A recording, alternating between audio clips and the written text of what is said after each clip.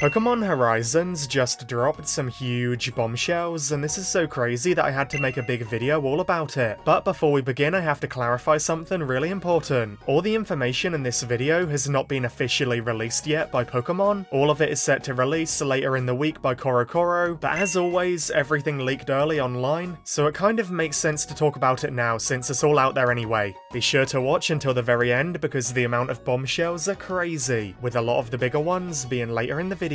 First of all, Pokemon Horizons episode 67, airing on September the 27th, is titled Shine Terastal, Liko VS Roy.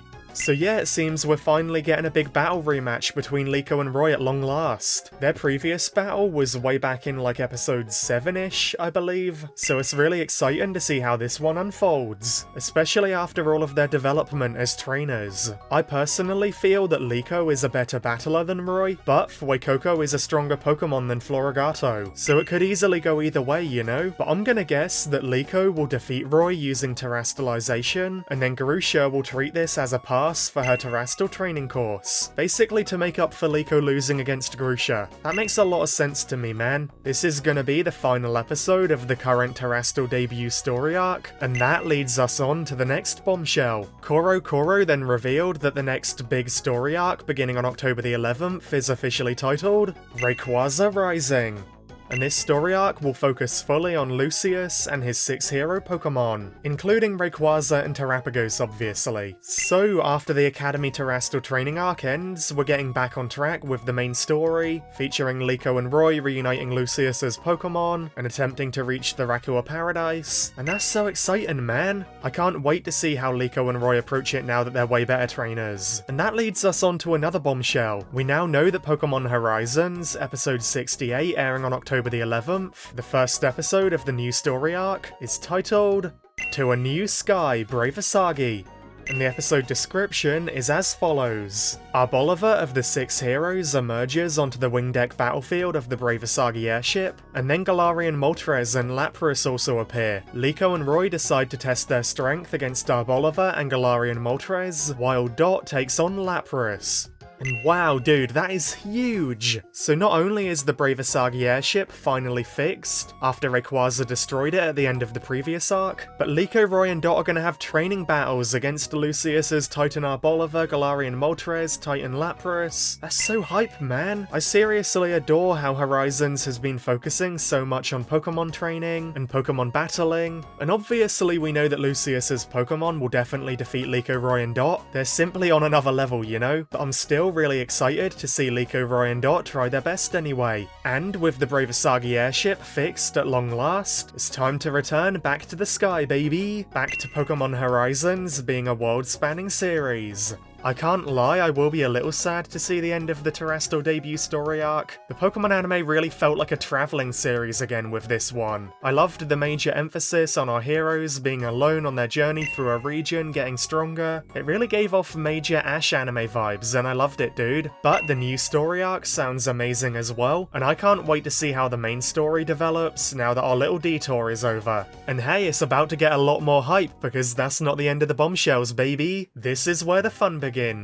Coro has confirmed that in the new Rayquaza Rising story arc, we're going to be getting some crazy character appearances, and some crazy Pokemon evolutions too. What I'm now going to talk about are massive spoilers, so please only watch ahead if you really want to know. Coro has confirmed that Roy's Fuecoco will soon be evolving into Crocalor at long last. This will be revealed in a poster releasing later in the week, but we don't currently have that poster yet. Personally, I'm guessing that Fuecoco could evolve during Roy's battle versus Liko. That would be so amazing, dude. I feel like the writers have to be really careful to not make Liko or Roy look weak in their battle against each other after like a whole story arc of them getting stronger and training. So if they do want Liko to win the battle, then a great way to balance it would be for Roy's Fuecoco to evolve during the battle. That way Roy gets the W of Fuecoco evolving and Liko gets the W of winning the battle. That sounds perfect to me, dude. We also have confirmation that Dot's Tinkertink will be evolving into Tinkertuff in the coming episodes too, and I find that really exciting and really surprising. I love that little gremlin a lot, you know, but I'm excited to see her develop further by evolving. Maybe Dot's Tinkertink could evolve during her battle against Lucius's Lapras?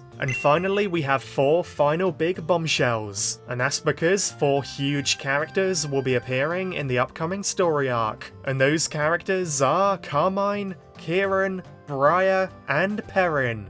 And that is insanity, man. That's a game changer, you know? The implications are crazy. Anyone who's played Scarlet and Violet knows that Carmine, Kieran, Briar, and Perrin were main characters in both of the DLCs. In the Teal Mask DLC and the Indigo Disc DLC, they were fantastic characters. Kieran especially being one of my favourites in years, so I can't wait to see how they fit into Pokemon Horizons. I'd love to see Carmine having a rivalry with Liko, and Kieran having a rivalry with Roy, and the presence of Briar too definitely confirms that Liko, Roy, and Dot are going to either Kitakami or maybe to the Blueberry Academy in Unova. Maybe even both, I'd love that. Kitakami and the Blueberry Academy was so great, and seeing those in the anime would be amazing. And all of that could definitely connect to the storyline with Lucius and Terrapagos too, since the overall DLC is about Terrapagos. Also, Kieran's story is centered around Ogerpon, so I wonder if Liko, Roy, or Dot will bond with and catch Ogerpon like the player does in the games. Who would you want to catch her if you could choose? For me, I love the idea of Dot catching Ogerpon, because Ogerpon and Dot are kind of similar characters. Both Ogerpon and Dot have a similar gimmick of hiding behind a mask or costume to conceal and hide their true selves, so I think that'd be really fitting. Furthermore, Perrin is a character completely related to the Hisui region. You know, her ancestor is Adamant, her storyline is Ursaluna, her partner Pokemon is Hisui and Growlithe, so surely Perrin has to link with Liko and Roy finding Lucius's Cleavor. She'll probably help him there, you know? Maybe Perrin could even give Liko, Roy, or Dot a Hisui and Growlithe like she does to the player in the games? Who would you want to get the Growlithe, Liko, Roy, or Dot? For me, I'd definitely love Liko to get Growlithe, because that way Liko's grandma, Diana, will have a regular Arcanine, and Liko will have a Hisuian Arcanine. And that is so perfect and fitting, man, it'd be so sweet. Such a nice tie between them. So yeah, overall, Pokemon Horizons just dropped an insane amount of amazing bombshells. 2 new episodes are revealed, each with massive battles involved, the new story arc revealed, 2 new evolutions revealed, the appearance of 4 fan-favourite characters revealed. I'm genuinely over the moon with all of this information, man, and I can't wait for Fuecoco to reveal everything officially, with posters and images and everything, towards the end of the week. Let me know your thoughts on all of this crazy news below, and be sure to like and subscribe if you enjoyed, that would really mean a lot to me, dude. I recorded this video while having a cold in real life, but hopefully I didn't sound too dodgy, you know? Finally, join our Discord server using the link in the description, and on that note, thank you all so much for watching, and best wishes until we meet again!